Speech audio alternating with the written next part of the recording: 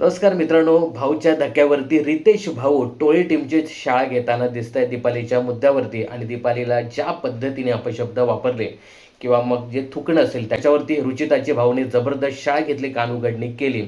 आणि त्यानंतर दीपालीच्याच मुद्द्यावरती आत्ता दुसऱ्या प्रोमोमध्ये रितेश देशमुख हे विशाल कोटियान याची जबरदस्त शाळा घेताना दिसतं. मित्रांनो, विशाल कोटियान हा बऱ्याच सदस्यांना अपशब्द वापरताना दिसतोय. पहिलं त्याचा टार्गेट होतं राकेश, त्यानंतर तन्वी, त्यानंतर दीपाली.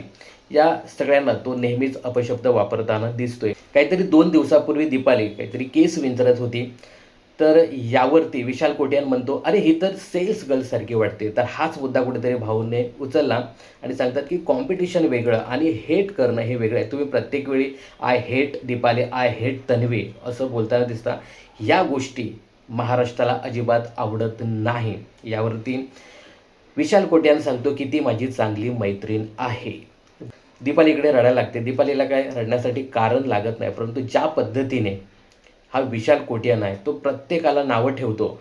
रुचिताचं उघडपणे दिसून येतं, ती तोंडावरती बोलतील, पण हा विशाल कोटियान सर्वांसमोर नावं ठेवत नाही. तो आपल्या टीमला किंवा इतर सदस्यांबरोबर चर्चा करताना त्या बाजूच्या टीमच्या लोकांना सतत पाहण्यात पाहत असतो. आणि हेच कुठेतरी रितेश भाऊने उघड केलं आणि विशाल कोटियान याचा खरा चेहरा किंवा मग विशाल कोटियानला एक्सपोज केलं असं सांगायला हरकत नाही.